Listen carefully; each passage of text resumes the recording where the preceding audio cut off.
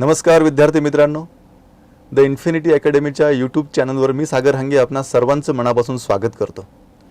मित्रांनो, आजची मुलाखत ही खूप विशेष होणार आहे, कारण महाराष्ट्रामध्ये कीर्तनकार म्हणून प्रसिद्ध असलेल्या रुपाली केदार सानप मॅडम आज आपल्यासोबत आहेत. आणि विशेष म्हणजे रुपाली मॅडमांचं PSI म्हणून नुकतंच सिलेक्शन झालेलं आहे. त्यामुळे मॅडम, सुरुवातीलाच मी द इन्फिनिटी अकॅडमीच्या वतीनं आमच्या स्टुडिओमध्ये तुमचं मनपूर्वक स्वागत करतो आणि आपलं PSI पदी सिलेक्शन झालेलं आहे. मी द इन्फिनिटी अकॅडमीच्या वतीनं आपलं अभिनंदन करतो. मॅडम, काय भावना आहेत तुमच्या, आज तुम्ही PSI झालेला आहात? ओके, प्रथमतः सगळ्यांना धन्यवाद म्हणते की मला इथे बोलवलं.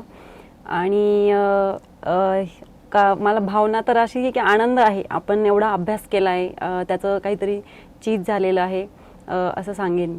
बरं मॅडम, कीर्तनकार रुपाली केदार आणि आता PSI रुपाली केदार. मॅडम, मला सुरुवातीला जाणून घ्यायला आवडेल, खरं तर हे महाराष्ट्रातल्या तमाम मुलांच्या मनात हा प्रश्न आहे की एक कीर्तनकार असलेली मुलगी MPSCकडे कशी वळाली, हा प्रश्न तर मी घेतो. पण त्याच्या आधी मला एक सांगा की कीर्तनाची गोडी आपल्याला लहानपणास कशी काय लागली? मी 3री-4थीमध्ये असेल. गावाकडे शेतकरी वर्ग असा असतो सामान्यतः की सप्ते असतात प्रत्येक गावोगावी. महाराष्ट्रातल्या प्रत्येक गावात एक सप्ताह होतोच वर्षामध्ये. तर असाच आमच्या गावातही सप्ताह व्हायचा आणि माझे आजोबा संध्याकाळी कीर्तनाला जायचे. तर मग त्यांच्यासोबत बऱ्याच 1-2 कीर्तनं अटेंड केले. एका मुलीचं कीर्तन ऐकलं आणि तेव्हाच सुरुवात, थोड्या मुली कीर्तन क्षेत्रामध्ये यायला लागल्या होत्या. तसं जर आपण थोडं मागे वळून बघितलं तर तसं जास्त दिसत नाही. श्री संतांचे पण नावं अगदीच क्वचित दिसतील आपल्याला आपल्या वारकरी संप्रदायाच्या परंपरेमध्ये. पण तेव्हा पाहिलं तर मला असं वाटलं माझं पण वक्तृत्व चांगलं आहे, मी पण असं करू शकते. मग मी घरी येऊन जस्ट म्हटले की मला पण करायचे. मग मी एकदा म्हटले, दोनदा, मी पुन्हा जेव्हा म्हटले तर घरच्यांनी मला काही हटकलं नाही. दाखवलं, आळंदीला नेलं की बघ हे असं आहे, इथं राहणं काही सोपं नाही आहे, त्रास काढावा लागेल, पुणे नाशिक अंतर खूप जास्त आहे, आम्हाला पुन्हा तुला भेटायला यायला जमणार नाही. पण मग मी एक मनाशी ठाम केलं होतं की नाही, हे करू शकते मी आणि आपण पूर्ण करूया असं. तर मग 5वीमध्ये आळंदीला ॲडमिशन झालं. बरं, तिथे असं आहे की मुलींसाठी स्पेशल अजूनही असे आश्रम वगैरे आहेत, पण मग तुम्ही शालेय शिक्षण नाही घेऊ शकत. म्हणजे तुम्ही एक तर हे आध्यात्मिकच घेऊ शकता, बाहेर जाण्याची परमिशन नाही. पण मला शाळा सोडायची नव्हती. मला असं वाटत होतं पहिल्यापासून, हे माहीतच होतं की आपलं इकडे पोटेन्शियल आहे. म्हणून मग एक मी घरगुती ठाकरे महाराज म्हणून आहे, त्यांच्या घरामध्ये राहिली. आणि तेवढ्याच वेळामध्ये मग सकाळी गीतेची संता असेल, संध्याकाळी हरिपाठ असेल किंवा काही आध्यात्मिक जे क्लास व्हायचे, तेवढ्या वेळेत मी त्या आश्रमामध्ये जायचे.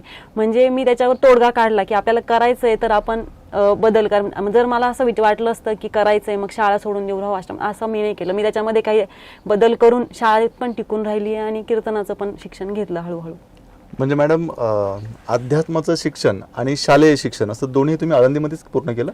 हो, म्हणजे 5वी-6वी आळंदी, 7वीला इंदोरीकर महाराज समाज प्रबोधनकार आहेत त्यांच्याकडे.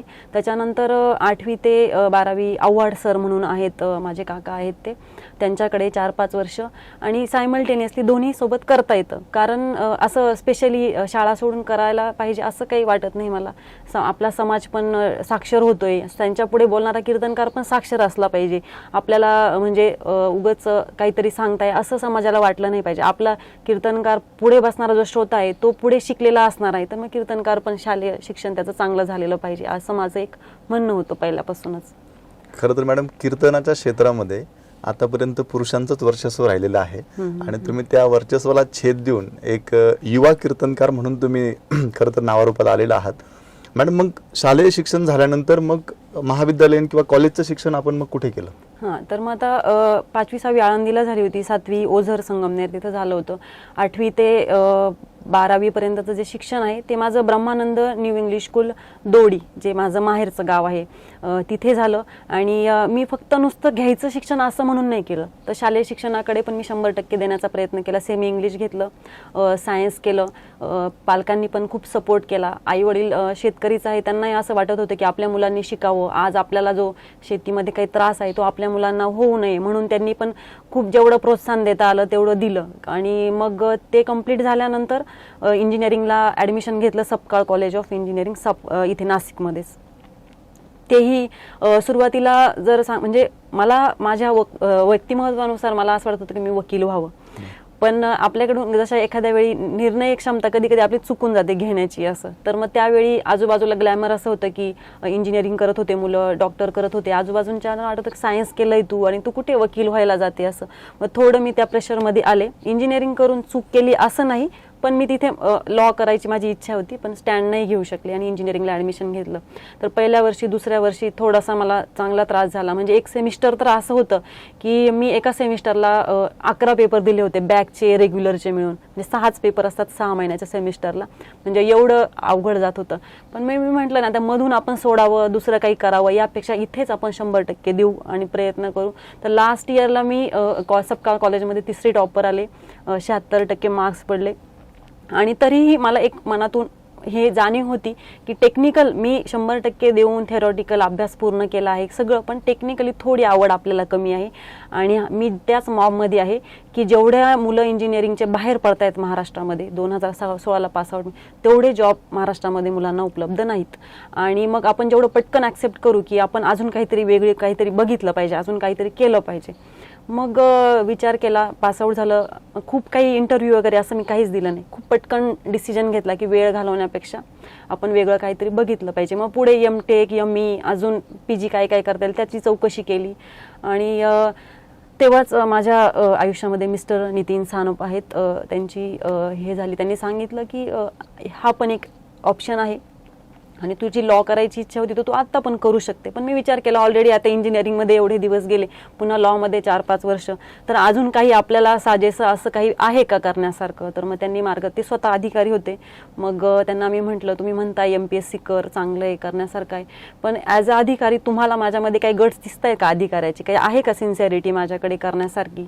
तर मग ते बोलले हो, एक लक्षात घे, असं म्हणजे तुझा जो प्रश्न आहे की तू सामान्य आहे, खूप टॅलेंटेड नाही. म्हणजे माझा एक असा भ्रम होता, तुम्हाला खरं सांगते, की जेवढे अधिकाऱ्यांचे इंटरव्ह्यू ऐकले त्याचा शास्त्रज्ञ कसा एखादा खूप हुशार व्यक्ती असतो, स्पेशली काहीतरी त्याच्याकडं एक्स्ट्रा नॉलेज किंवा पटकन ॲक्सेप्ट होतं त्याला नॉलेज, असं तसं मला एक वाटायचं की एक अधिकारी म्हणजे तेवढा टॅलेंटेड व्यक्ती असला पाहिजे आणि आपण तसं नाही, आपण सामान्य आहे असं.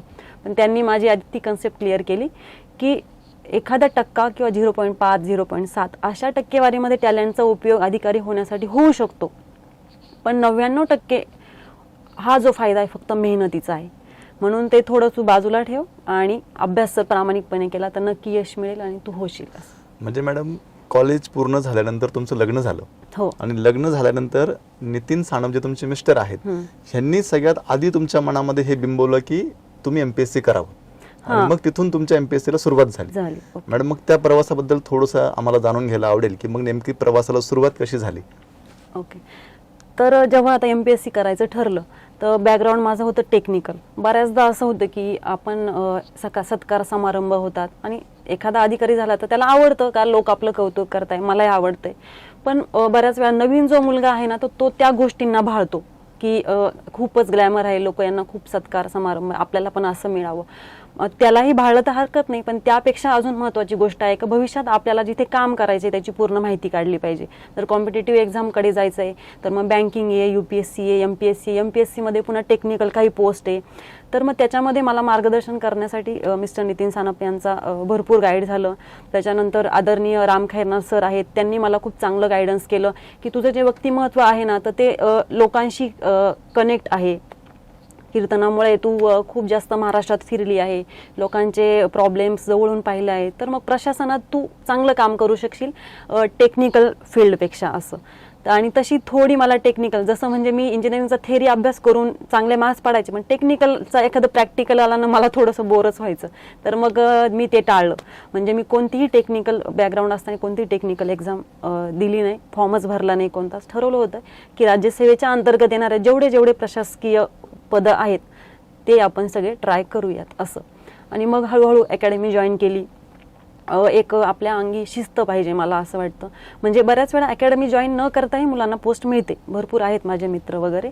पण आता माझा प्रवास अकॅडमी सोबतचा आहे, तर मग त्याच्यामुळे आपल्याला भरपूर फायदा होतो. जो वेळ 1 वर्ष काही पुस्तकं गोळा करण्यामध्ये, कलेक्ट करण्यामध्ये वेळ जातो आपला, तर तो थोडा कमी जातो. सुरुवातीला 6-7 महिने आपल्याला काय वाचावं तेच कळत नाही.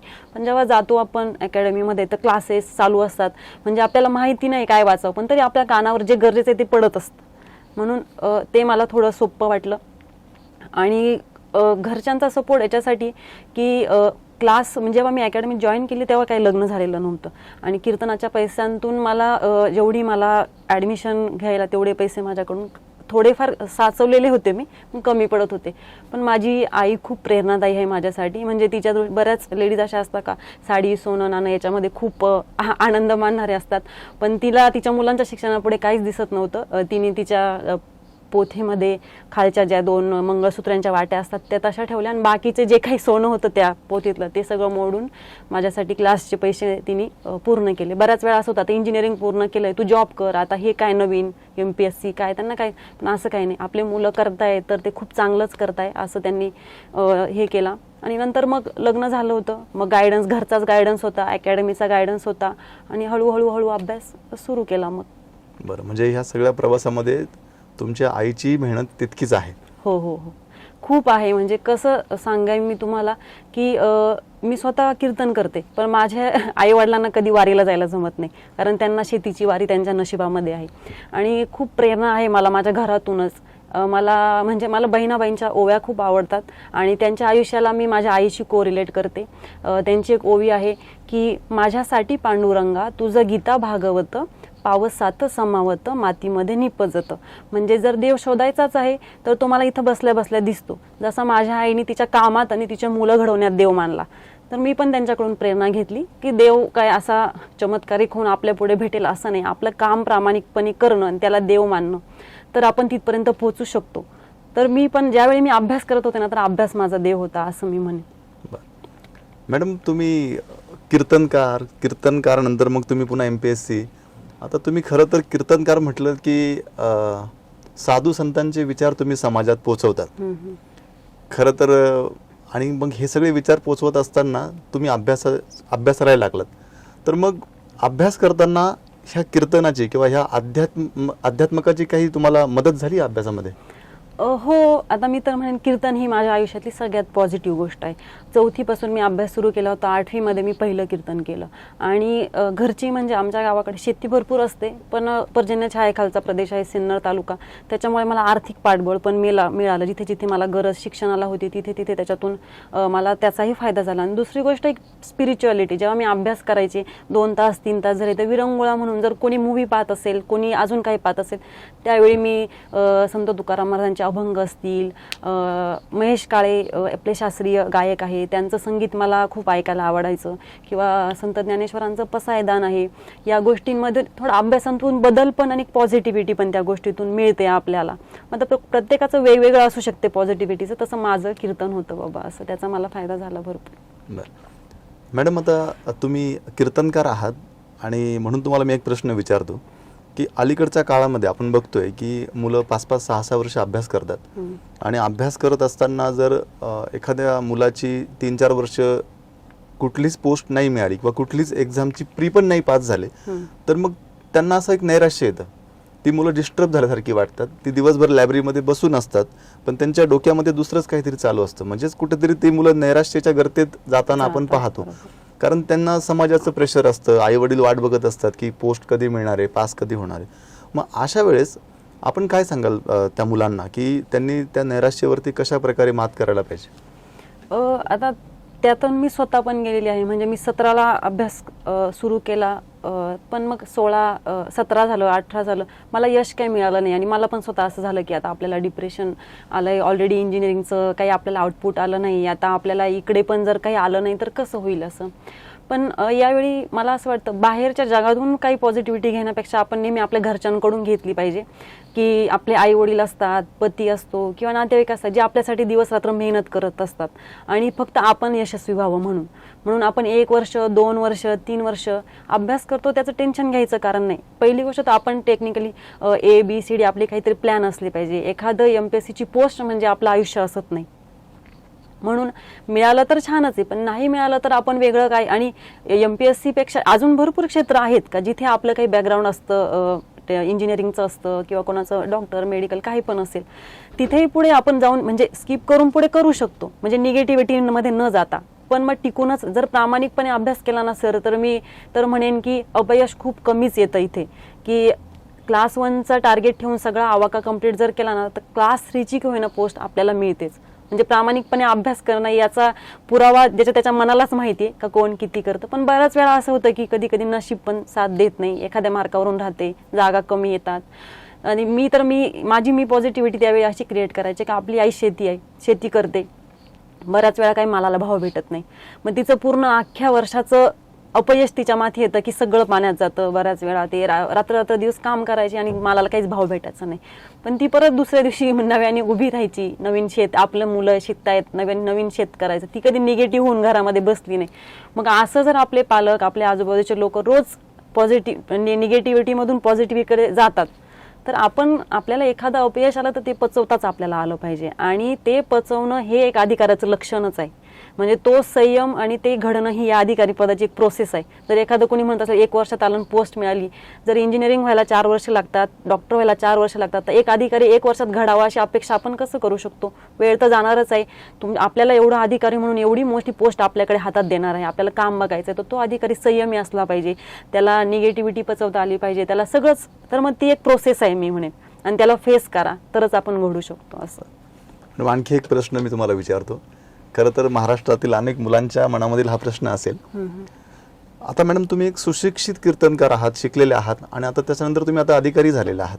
मॅडम, आज आपण बघतो की अध्यात्माच्या नावाखाली अनेक भागांमध्ये अंधश्रद्धेला लोक बळी पडतात मॅडम. हो बरोबर. किंवा इकडे MPSCचा अभ्यास करणारे असे अनेक मुलं असतात मॅडम की ते 2-3 वर्ष झाले की कुठल्या तरी देवाला नवस करतात किंवा काहीतरी उपास तापास सुरू करतात. तर ह्या सगळ्या गोष्टींचा, ह्या सगळ्या प्रक्रियेमध्ये काही फायदा होतो मॅडम? नाही, तुम्ही हा खूपच छान प्रश्न विचारला. मलाही जेव्हापासून रिझल्ट लागला ना, तेव्हापासून काही लोकांचं असं म्हणणं आहे की कीर्तनकार आहे, मग खरंच काही चमत्कार झाला असेल का, यांना पोस्ट काही आशीर्वादात भेटली का? तर मी तर पहिलं सांगेल ना, चमत्कार ही गोष्ट नसतेच, आपण त्यावर बिलीव्ह करू नये. आणि दुसरी गोष्ट, देरे हरी खाटल्यावरी असं कधीच होणार नाही. खाटावर बसून आपण देवाची प्रार्थना केली आणि मी प्रार्थना करतोय म्हणून त्याच्या बदल्यात देवा तू मला काहीतरी दे, असं अजिबातच कोणी. तेवढीच मी कीर्तनकार जरी असले तरी तेवढीच मेहनत मला करावी लागली जी सामान्य मुलाला करावी लागली. अगदी मी तुम्हाला सांगेल इंटरव्ह्यूची गोष्ट की बऱ्यापैकी 99% खात्री होती की कीर्तनावरती आपला इंटरव्ह्यू होईल. पण मी एकही एक्सक्यूज अशी सोडली नाही की जर नाहीच झाला तर इंजिनिअरिंगवरती व्हावा, लॉवरती व्हावा, करंट अफेअर्सवरती काहीही मला विचारलं तर मग मी अजिबात एक्सक्यूज नाही. मी 2-3 महिने बाकीच्या मुलांपेक्षा जास्त मेहनत केली असं मी म्हणेल. म्हणजे मी कधी त्याच्यात मी कीर्तनकार आहे, मला त्याच्यातलेच प्रश्न विचारले जातील, मला असं मी नाही ठरवलं किंवा मी असा विचार नाही केला. जे सामान्य मुलं करतात तेच मी केलंय. फक्त मला कीर्तनातून पॉझिटिव्हिटी भेटली आहे. आपल्यामध्ये पॉझिटिव्हिटी असणं खूप गरजेचं आहे. टिकायचं आहे आपल्याला 2-4 वर्ष, तर त्याचा फायदा आहे. पण मग असं आपल्याला ऑटोमॅटिक असं काही आशीर्वादात भेटतं असं काही नसतं. मॅडम, याला जोडून मी प्रश्न विचारतो की मग हे अंधश्रद्धेला जे बळी पडणे, म्हणजे अंधश्रद्धेच्या आहारी जे आता अनेक लोक जातात, त्यांना तुम्ही काय संदेश द्याल या मुलाखतीच्या माध्यमातून? त्यांना काय सांगाल? ओके, मी एवढाच म्हणजे बाकी जगाची अंधश्रद्धा जाऊ दे, ते कीर्तनात बोलायचा पार्ट आहे. पण मुलं जर कोणी जात असेल अंधश्रद्धेमध्ये, आपण विज्ञानाच्या जगात जगत आहोत आणि देव अशी काही संकल्पना आहे की जी आपल्या आजूबाजूला असते, ती पॉझिटिव्ह गोष्ट आहे. पण तो चमत्कारिक मूर्तीतून आपल्यासमोर प्रगट होईल असं मी स्वतःही मानत नाही, मी जगालाही सांगत नाही. तर आजूबाजूच्या माणसांमध्ये राहणं, त्यांना मदत करणं. एक ओळ आहे संतांची एका की माणूस द्या मज माणूस द्या, ही भीक मागता प्रभू दिसला. म्हणजे शोधणाऱ्याला तो अशा गोष्टींमध्ये सापडतो, कोणत्याही चमत्कारात किंवा अंधश्रद्धा. आणि अंधश्रद्धा ही टिकून राहत नाही. आपल्या महाराष्ट्राची ही एक परंपरा आहे की जी गोष्ट चुकीची ना ती हळूहळू संपतेच. त्याच्यावर बिलीव्ह नाही करायचा. जी गोष्ट आपल्याला वैज्ञानिकली प्रूव्ह वाटते ना, त्याच्यावर जास्त बिलीव्ह केला पाहिजे असं मला वाटतं. खरं तर मॅडमांनी ही खूप महत्त्वाची गोष्ट सांगितली आहे की आपण आध्यात्मिक जरी असाल तरी आपण अंधश्रद्धेला बळी पडता कामा नये, कारण आध्यात्मिक असणं आणि अंधश्रद्धा ह्या दोन्ही वेगळ्या गोष्टी आहेत.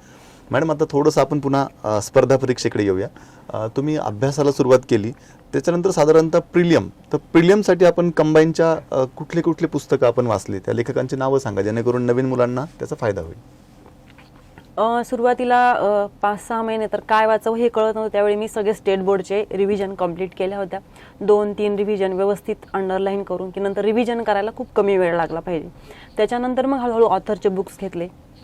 मग आता एक एक सब्जेक्ट वाईज, समजा जिओग्राफी असेल तर सौदी सरांचं बुक आहे, हिस्ट्री असेल तर कठारे सरांचं आहे, ग्रोवर सरांचं बुक आहे, अजून पॉलिटी कोळंबे सरांचं आहे. म्हणजे प्रिलिमला कोळंबे सरांचं सफिशियंट आहे, मेन्सला अजून डिटेल करावं लागतंय. पुढचं अजून एखादं बुक रेफर करायला हरकत नाही, किंवा लक्ष्मीकांत सरांचं पण आहे. त्याच्यानंतर सीसॅट माझा एक वीक पॉईंट होता की मला येत नाही असं थोडंसं. मी एक PSIच करायचं असं काही लक्ष नव्हतं, राज्यसेवेचा अभ्यास करत होते म्हणून सीसॅटला पण मी भरपूर वेळ दिला. तर सीसॅटमध्ये भरपूर ऑथर आहे, अरिहंत वगैरे ऑप्शन्स आहेत. इंजिनिअरिंगमुळे थोडं माझं ठीक होतं, पण मग सीसॅटमध्ये कसं मुलांना 150-200 पर्यंत स्कोअर काढायचे मुलं, तेवढा माझा नव्हता. मग मी वीक पॉईंटवर खूप काम न करता थोडंच काम करून जे स्ट्रॉंग पॉईंट आहे ना त्याच्यावर जास्त काम करायचे. जसं की आता पॉलिटी आहे, जिओग्राफी आहे, तर हे माझे खूप हातचे सब्जेक्ट होते. 15 पैकी 13-14 मार्क आरामात यायचे. आणि इकॉनॉमीला माझे थोडे मार्क्स जायचे, सीसॅटमध्ये थोडंसं. पण मग तिथे जिथे आपले वीक पॉईंट आहे तिथे अर्धे तरी मार्क्स आणायचे, 15 पैकी 7-8. आणि जे स्ट्रॉंग पॉईंट आहे त्याची भर तिकडे काढायची. आता एक प्रत्येकाची स्ट्रॅटेजी असते, तर मग मी माझी अशी केली होती स्ट्रॅटेजी. आणि आता अजून आपला कोणता सब्जेक्ट आहे? सामान्य विज्ञान. सामान्य विज्ञान तर मी म्हणेन बेसिक जे आहे बुक आपले स्टेट बोर्डचे 7 ते 8 प्रश्न बेसिक बुकमधूनच आपला आयोग टाकतो. ते कव्हर होतात आणि व्यवस्थित एक्सप्लेन केलेलं आहे. ज्यांचं सायन्स बॅकग्राऊंड आहे त्यांना थोडा जास्त सोपं पडतं, पण जे आहे रेग्युलर आर्ट्सवाले, कॉमर्सवाले, त्यांनी आधी बेसिक कंप्लीट करून कन्सेप्ट एकदा क्लिअर केला की मग भस्के सरांचं वगैरे एक बुक आपण त्याला साईड बाय वाचू शकतो. असं मॅडम, इकॉनॉमिक्स आणि चालू घडामोडी. इकॉनॉमिक्सचं कोळंबे सरांचं एक केलं होतं, आणि कोळंबे प्रिलिमला तेवढंच सफिशियंट वाटलं होतं मला. इकॉनॉमिक्सचं कसं आहे की 15 पैकी ना 5-6 क्वेश्चन करंटलाच कोरिलेट टाकून देतात, योजना विचारून घेतात. मग त्या नेमक्या करंटमध्ये की इकॉनॉमीमध्ये हे आपल्यालाच ठरवायचं असतं, असं होऊन जातं. तर माझं करंट खूप चांगला प्लस पॉईंट होता. करंटला शक्यतो मुलांना मार्क्स येत नाही, पण मला यायचे 13, 14, 12 असे. म्हणजे मी रेग्युलर न्यूजपेपर, लोकसत्ता न्यूजपेपर वाचून, परिक्रमा मंथली रेफर करून, आणि नोट्स माझ्या स्वतःच्या रेडी असायच्या. तर थोडा जास्त वेळ दिला जायचा माझ्याकडून. ते नंतर माझ्या लक्षात आलं, पण माझं खूप चांगलं केलेलं होतं मी. 1-2 वर्ष माझ्या त्या अजूनही वह्या पडलेल्या आहेत की करंटच्या पण नोट्स काढायचे मी रोज वाचून आपल्या. ओके मॅडम, मग ही झाली प्रिलियम. मग प्रिलियम नंतर साधारणतः मुख्य परीक्षा. मग मुख्य परीक्षेला पेपर नंबर 1 आणि पेपर नंबर 2 ह्या दोन्ही पेपरसाठी साधारणतः आपण कुठली पुस्तकं वापरली?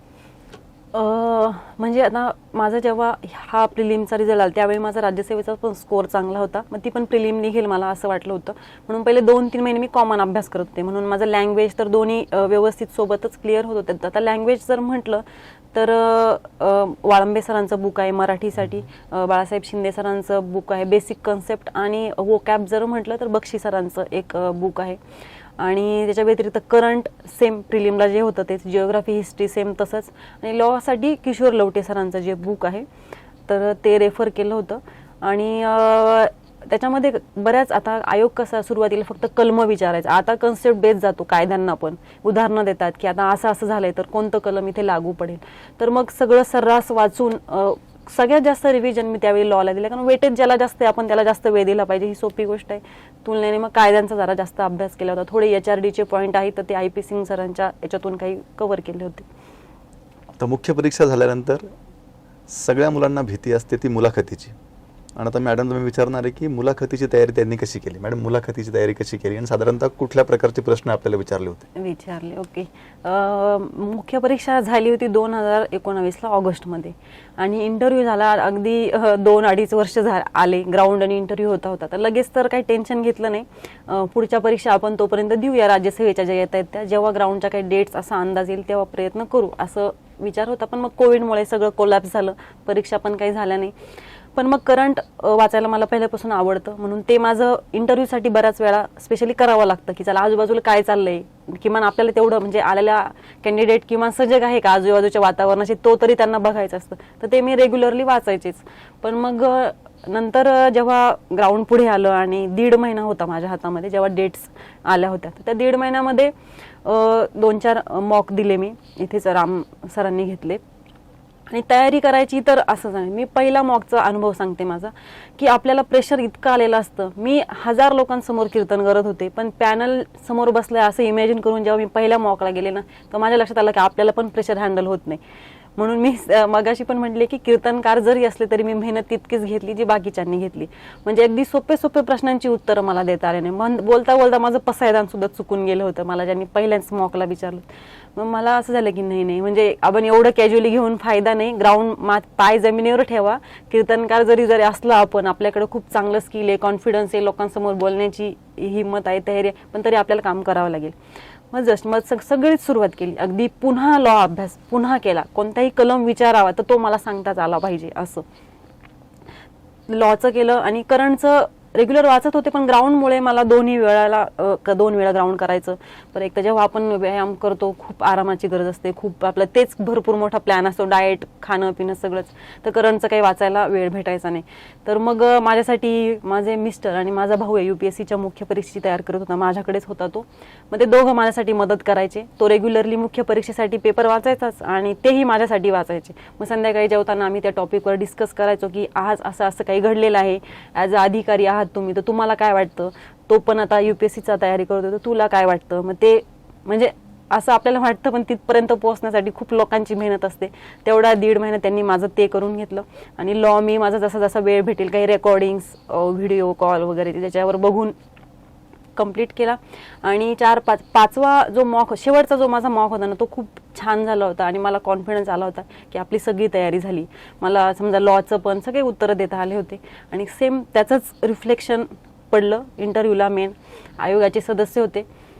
आता इंटरव्ह्यूचं कसं आहे, मी तर म्हणेन की आपला इंटरव्ह्यू आपणच ठरवतो. असं आपला पहिल्या प्रश्नाचं उत्तर काय, त्याच्यावर दुसरा प्रश्न ठरतो, तिसरा प्रश्न ठरतो असे.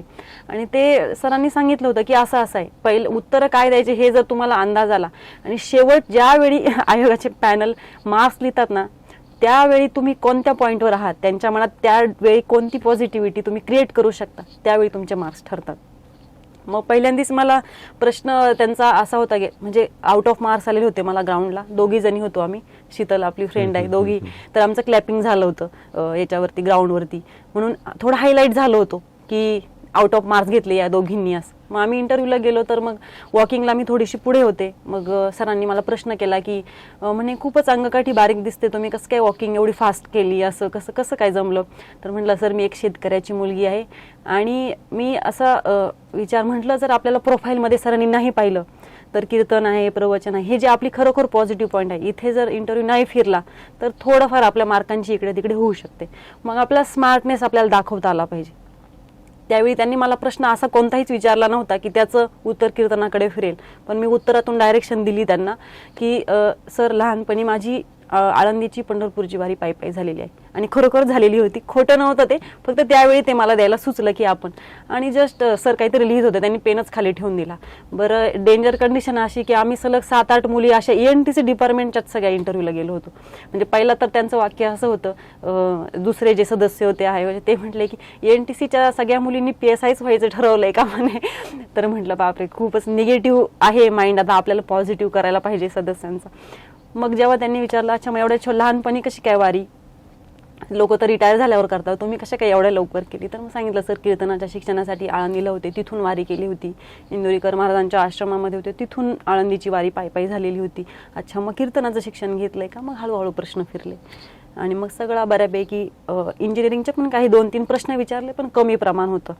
आणि दुसरी गोष्ट, आपण तयारी केली आहे तर ती आपल्याला दाखवता आली पाहिजे.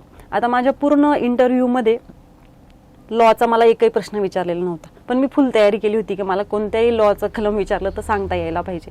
तर मग त्यांनी मला जस्ट असं विचारलं, प्रश्न असा केला की तुम्ही आता PSI झाल्या, तुमच्या हातात काठी असणार आहे, रिव्हॉल्वर असणार आहे, मग तुम्हाला ऑपोजिट काम करायचं आहे इथं, मग तुम्ही फायरिंग करू शकता का म्हणे. म्हटलं हो सर करू शकते, आता मला त्याची जाणीव आहे की मला हे काम करायचंच आहे. तर म्हणे अच्छा ठीक आहे करू शकता का. तर मग कसं म्हणजे फायरिंग अशा, मग तुम्हाला एक सिच्युएशन देतो, मग तुम्ही ती हँडल करा. मग त्यांनी सिच्युएशन दिली मला की तुम्ही पोलीस स्टेशनकडे जाता, पण समोरच दिसतंय तुम्हाला की पोलीस स्टेशनवर कोणीतरी बॉम्ब टाकणार आहे आणि तुम्हाला जाणीव काय याला मारलं तर हे वाचणार आहे असं, तर तुम्ही फायरिंग करू शकता का. म्हटलं हो सर करू शकते. तर मग त्यांनी सांगितलं का कसं काय करू शकता. म्हटलं सर मी वरिष्ठांची परमिशन घेऊन करेल. नाही म्हणे वरिष्ठ नाही, तुम्ही स्वतः करू शकता का ते सांगा. तर म्हटलं हो सर करू शकते. आणि हे सांगताना मी मात्र कलम मेन्शन करून सांगितलं. त्यांनी मला कलम नव्हतं विचारलं, पण उत्तरातून आपण केली तयारी ती आपल्याला दाखवून पण देता आली पाहिजे.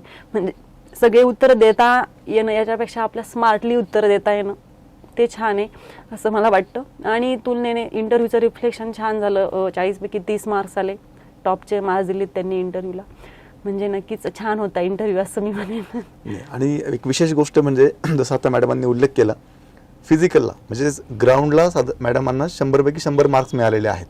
तर अगदी मॅडम थोडक्यात ग्राउंडची तयारीबद्दल आम्हाला सांगा. हो, आता मी 2020 मध्ये जेव्हा असं वाटत होतं ग्राउंडची तयारी करायची चालू होतं की आता होईल आपलं ग्राउंड, तर मग 2 महिने ग्राउंड केलं आम्ही. भर पावसात तेव्हा ग्राउंडची तयारी करायचो ऑगस्टमध्ये. एक तर माझी ना रनिंग करताना बॅक खूप बसायची. मी घरी जर आले ना माझ्या मागून डोक्यापर्यंत चिखल उडालेला असायचा. मिस्टर म्हणायचे तू ग्राउंड करते की काय मातीत लोळून येते, म्हणजे एवढं पावसात आम्ही पळायचो. तसं म्हणजे ते रिस्की आहे, कारण पावसात तुम्हाला पाय सटकण्याची इंजुरी होण्याचे खूप चान्सेस असतात. पण जेव्हा आपल्याला काही करायचं असतं ना तर तेव्हा आपण करतो ते. एखाद्या ध्येयासाठी वेडा होतो तशी गोष्ट असते. पूर्ण भिजून तेव्हाच 20च्या लाटेमध्ये कोविड पण होऊन गेला होता. तेच करता करता ग्राउंडची तयारी करता करता 2 महिने केलं. पहिले तर मला असं वाटतच नव्हतं की मी माझ्याच्याने ग्राउंड निघेल असं, म्हणजे ही पोस्ट आपण विचार करायलाच नको. पण मिस्टर म्हणे तू इथे बसून कसं काय ठरवते, तुला तिथे जाऊन कळेल ना की केली पाहिजे की नाही प्रॅक्टिस. मी जायचीच नाही, मला बळजबरी घेऊन जायचे. 2 तास ग्राउंडवर कोपऱ्यात बसून राहायचे की तू कर, मी बघतोय, कर, जमतंय का बघ. तर खरी जमतंय का बघ. पहिली गोष्ट पुढे काही पेपर परीक्षा नाहीये, मग तुला तयारी करायला काय हरकत आहे. तर मग त्यांनी खूप फोर्स केला. आणि जेव्हा मी सुरुवात केली मला असं लक्षात आलं की आपल्यामध्ये स्पोर्ट्समनचा एवढा आपल्या बॉडीमध्ये गुण आहे का जो मी आता ग्राउंडला जर आले नसेल तो मला आयुष्यात कधीच कळाला नसता. म्हणजे प्रत्येकाच्या बाबतीत असं घडतं की आपल्यात अशा काही गोष्टी असं की ते आपल्याला कधीच समजून येत नाही. म्हणजे मला ग्राउंडचे सर आहेत आमचे, वैभव सरोवर सर, ते म्हणजे तू कशाला इथं आली, एखादी ॲथलेट झाली असती म्हणे, एवढी तुझं छान आहे तुझी. आणि मी कधीच पीटीच्या लेक्चरला सुद्धा मुलींमध्ये खेळायला जायची नाही. की आपलं एक बाकी म्हणजे समजा वक्तृत्व असेल, गायन असेल, ह्या गोष्टीत मी भाग घ्यायचे, पण कधी खेळाच्या बॅकग्राऊंडकडे मी लक्ष दिलं नाही. म्हणजे मग मी विचार केला अरे हां आपलं तिकडेही काहीतरी करिअर होऊ शकलं असतं बरं का. म्हणजे आपण सगळं ताच पडून पाहिलं पाहिजे मला असं वाटतं. आपण एखादं हे येत नाही असं नाही, जे मी करत होते आणि तिथे जाऊन कळालं की आपलं चांगलं आहे ग्राउंड म्हणून. त्याच्यानंतर मला थोडा कोलायटिस डिसीज आहे डिटेक्ट झाला. खूप त्रासदायक आहे तो आजार. म्हणजे तो असा काही आजार असतो हेही मला माहीत नव्हतं. पण तो जेव्हा झाला म्हणजे विकनेस, आपला पचनाचा इंटेस्टाईनचा आजार आहे, पचनाचा त्रास होतो. म्हणजे 2-3 महिने तर असे होते ना की अजिबातच सॉलिड मला पचत नव्हतं. म्हणजे फक्त लिक्विड घ्यायचं. माझं 49 किलोवरून वजन डायरेक्ट 42 किलो झालं. आणि होप्स गेला की चला आता गेलं आपलं ग्राउंड वगैरे काही आपल्याच्याने होणार नाही. पण आपल्या आजूबाजूला खूप पॉझिटिव्ह माणसं असतात. राहुल मामा होते माझे एक ग्राउंडला, ते पण मला पॉझिटिव्ह केलं त्यांनी. मिस्टरांनी पण सांगितलं की तू एक शेतकऱ्याची मुलगी आहे आणि तू बरी झाली ना तर तू 1 महिन्यात ग्राउंड काढशील, त्याच्यामुळे तू आधी तब्येतीची काळजी घे. ग्राउंड जेव्हा आपलं होईल तेव्हा होईल. मग व्यवस्थित छान ट्रीटमेंट घेतली आणि आजार कव्हर झाला. इथे मी नशीब म्हणेल, कारण मी 1 वर्ष त्याला हे करत होते. नेमकं ग्राउंडच्या डेट आल्या आणि त्याच्या 8-10 दिवस आधी मला बरं वाटायला लागून गेलं होतं. मग ठीक आहे, मग सुरुवातीला हळूहळू प्रॅक्टिस सुरू केली. याच्यामध्ये आरोग्याच्या याच्यामध्ये खरं डाएट खूप महत्त्वाचं आहे. प्रोटीन डाएट आपण घेतला गेला पाहिजे. आणि वेळ 1.5 महिना भेटला होता. मागच्या वर्षी 2 महिन्यामध्ये मला कळत होतं आपलं चांगलं ग्राउंड आहे. 2.5 वर्ष म्हणजे मला असं म्हणायचं की 2.5 वर्ष पण मुलं करत होते, काहींना नाही आले 100 मार्क्स. म्हणजे ते आपल्या खरं तर बॉडीचा पॅटर्नच असतो एक, की एखाद्याला पटकन जमतं ते, एखाद्याला नाही जमत असं. म्हणजे तर मला नॅचरली फ्लुएंट होती बॉडी ग्राउंडसाठी म्हणून. आणि भरपूर खाण्यापिण्याची काळजी घेतली आणि ग्राउंडचे मार्क्स चांगले येऊन गेले. आणि एक शेवटचा प्रश्न मी आपल्याला विचारतो. आता जी मुलं अभ्यास करतायत, नवीन मुलं, या मुलांना आपण काय सल्ला द्याल, काय टिप्स द्याल त्यांना की जेणेकरून त्यांना यश लवकरात लवकर मिळावं? आता मी मुलांना एक सांगेल की खूप काही करण्यापेक्षा स्मार्टली परफेक्ट काय करायचंय त्याच्यावरून चांगल्या लोकांकडून सल्ला घेऊन, म्हणजे आपणच करतोय 1 वर्ष झालंय, 2 वर्ष झाले, 10 लोकांमध्ये जेव्हा जाऊ तेव्हा कळेल की अरे आपलं काही चुकतंय असं. म्हणून जेवढ्या चांगल्या लोकांच्या कॉन्टॅक्टमध्ये आपण राहू तेवढं मार्गदर्शन आपल्याला चांगलं भेटेल तेवढं लवकर स्पीड आपला वाढेल आपला अभ्यासाचा. दुसरी गोष्ट, बऱ्याच वेळा असं होतं आपण पैशांची बचत करायला बघतो. ठीक आहे, प्रत्येकाची गरिबी असते, वेळ असते, पण तेवढ्या वेळा त्या स्पर्धा परीक्षेमध्ये वेळेला फार महत्त्व आहे. पैसा किंवा ह्या गोष्टी त्यापेक्षा मोठ्या नाही. म्हणून तुम्ही कुणाकडून उसने घ्या किंवा काय ॲडजस्टमेंट करायची ते करा, पण वेळ वाचवा. आता मी तुम्हाला एक सांगते, जेव्हा माझं लग्नाचं घर चर्चा चालू होती, मला असं वाटत होतं की आता लग्न झाल्यावर माझा वेळ खूप जाईल आणि ऑलरेडी माझा भरपूर वेळ जायचा. आता मी पाथर्डी फाट्याला वरून माझ्या स्टॉपवर यायचे 2 किलोमीटर चालत, तिथून रिक्षाने CBSला, CBS वरून पुन्हा 3 किलोमीटर क्लासला चालत जायचे. म्हणजे दिवसभरात माझा 10 किलोमीटर पायी चालत, म्हणजे थोडं पैसे वाचावे म्हणून असं मी करायचे. पण लग्न झाल्यानंतर माझा तो वेळ वाचला. म्हणजे माझ्या मिस्टरने मला समजून सांगितलं, मी तुला शब्द देतो की तुझा वेळ वाचेल. म्हणजे मला हे पायी अंतर माझं सगळं चालायचं वाचत होते, मला डायरेक्ट लायब्ररीत हे करत होते. सुरुवातीला मला जेव्हा असं वाटलं ना की हा आपला वेळ जाईल लग्नात आपल्याला, पण त्यावेळी त्यांनी मला सांगितलं की आपला वेळ वाचेल, म्हणजे वेळ वाचवायचं बघितलं पाहिजे. असं पुस्तकं पण जर घ्यायची आहे तर कुणाचे जुने पुस्तक असेल, 5 वर्षाचं एक्झाम ज्यावेळी ना त्याच्या आधी जास्तीत जास्त 1 वर्षाचं बुक आपण पाहिलं पाहिजे. जास्त जुने पुस्तक वाचले ते अपडेटेड नसतात. म्हणजे आता मी परीक्षा दिली त्याच्यानंतरच कितीतरी IPC CRPC मध्ये बदल कायद्यांमध्ये कलमांमध्ये झाले. चुकीची आपल्या अपडेशन नको, म्हणून थोडा पैशांचा वगैरे विचार न करता वेळेचा विचार केला पाहिजे. तो खूप महत्त्वाचा आहे. कॉम्पिटिशन इतकी कडक आहे, मुलं जे नाही ते काहीच चान्स सोडत नाही, एक्सक्यूज देत नाही कशालाच. तर आपण हे नाही दिली पाहिजे. व्यवस्थित पुस्तकं, योग्य वाटलं काही क्लास लावले, त्याचा काही खर्च आला तर ती आपली इन्व्हेस्टमेंट आहे, ती आपल्याला भविष्यात परत रिटर्न मिळू शकते. पण मग परत जर पोस्ट नाही मिळाली तर काहीच नाही भेटू शकत असं आहे. म्हणून अभ्यास हा वेळेला फार महत्त्व आहे. असं मॅडम तुम्ही खूप महत्त्वाचं सांगताय की स्मार्ट वर्क करायला पाहिजे, अपडेटेड पुस्तकं वाचली पाहिजेत आणि मार्गदर्शकाची सुद्धा मदत घ्यायला पाहिजे. हो, म्हणजे माझा तरी प्रवास त्यांच्यासोबतचा आहे, तर माझ्याकडे तोच अनुभव आहे खरं तर सांगायला विद्यार्थ्यांना. आणि दुसरी गोष्ट, परफेक्शन पाहिजे. आता परफेक्शन कसं म्हणेल, मी ग्राउंडला मला 98चं ग्राउंड पडत होतं माझं ग्राउंडच्या आधी 8 दिवसांपर्यंत. शेवटचे 8 दिवस मी माझी मेहनत फक्त 2 मार्कांसाठी चालली होती. माझे मिस्टर म्हणायचे गोळा टाकून टाकून तुझा हात उखडून जाईल, 2 मार्क गेले तर जाऊ दे, पण माझा दिवस रात्र नाही 2 तरी मी का घालू, जर मला आता आहेत पोटेन्शियल तर मी का नको. तर मी त्या शेवटच्या 10 दिवस फक्त त्या 2 मार्कांसाठी तडफड करत होते आणि ते मलाही मिळाली. म्हणजे मेन आपलं पूर्ण का, कारण जर 1 मार्कांनी पोस्ट गेली तर ते 2 मार्क खूप महत्त्वाचे. म्हणून जेवढं काय परफेक्ट आपल्याला करता येईल ना तिथपर्यंत पोहोचण्यासाठी प्रयत्नच केले. म्हणजे मी रिलॅक्स नाही झाले का माझं 98चं ग्राउंड झालं, मी रिलॅक्स तेव्हा झाले जेव्हा माझं 100चं ग्राउंड कम्प्लीट झालं. खरं तर कीर्तनकार रुपाली केदार मॅडम आता PSI झाल्यात. मग आता हा स्पर्धा परीक्षेचा प्रवास इथे थांबला की आणखी पुढे तयारी करायची? आता थोडंसं रिझल्ट नंतर थोडं डिस्टर्ब झालंय शेड्यूल अभ्यासाचं, पण आता STI मुख्य परीक्षेला राहील, त्याचा चालू आहे थोडी थोडी तयारी. आणि पुढे जसा जसा वेळ मिळेल तसा पुढे अभ्यासाचा प्रयत्न राहीलच.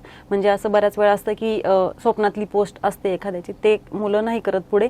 तसं माझं हीच पोस्ट पाहिजे असं काही ठरलेलं नव्हतं. आपण आधी पहिलं गोष्ट तर आपण बेरोजगार आहे हा शिक्का आपण आधी पुसा, म्हणून जी पोस्ट मिळाली ती बरेच मुलं असं करतात की PSI नाही नको आणि नंतर काहीच भेटत नाही. एक API मॅडम मला भेटल्या होत्या, त्या सांगत होत्या की म्हणे 13 इंटरव्ह्यू दिले होते मी राज्यसेवेचे आणि पहिला इंटरव्ह्यू PSIचा होता.